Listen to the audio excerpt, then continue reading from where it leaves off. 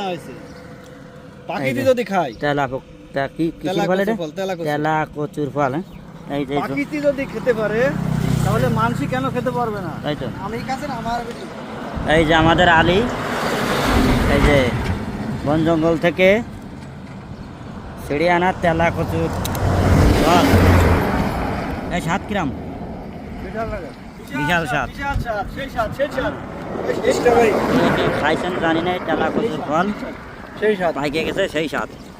এখন আমাদের দেশীয় স্ট্রবেরি, এই যে এখানে পাওয়া যায়, এই ছবি দেখে বুঝতে পারবেন। ওই যে তেলা কচু,